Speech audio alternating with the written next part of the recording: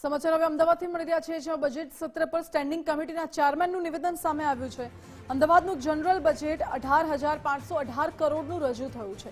ભારતમાં ત્રીજા ક્રમનું સૌથી મોટું શહેરી બજેટ રજૂ કરાયું, જેમાં સિટીના સમતોલ વિકાસ માટે બજેટ તૈયાર કરાયું છે।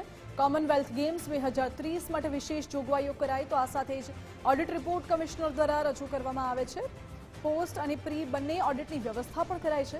ભાજપે નાગરિકોને તમામ સુવિધાઓ પૂરી પાડી છે। બજેટ ચર્ચામાં સ્ટેન્ડિંગ કમિટીના ચેરમેને આ નિવેદન આપ્યું।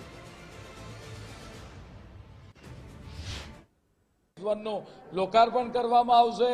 ફેઝ 2 1000 પ્રોજેક્ટના કરોડનું ખાતમુહૂર્ત કરવામાં આવશે।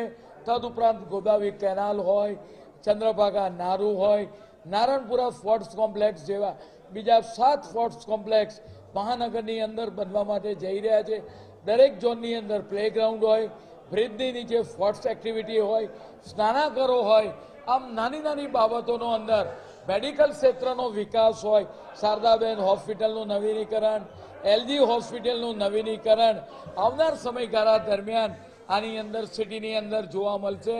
આમ સિટીના તમામ બાબતો હેલ્થ રિલેટેડ હોય, સ્પોર્ટ્સ રિલેટેડ હોય, પાણી શુદ્ધિકરણના પ્રોજેક્ટો હોય, ડ્રેનેજના પ્રોજેક્ટો હોય, આ તમામ બાબતો 18,518 કરોડનું જે બજેટ ભારતીય જનતા પાર્ટીનું જે મૂકવામાં આવ્યું છે, વિઝનરી બજેટ આપણે વાત કરીએ કે મહાનગરનું મૂકવામાં આવ્યું છે।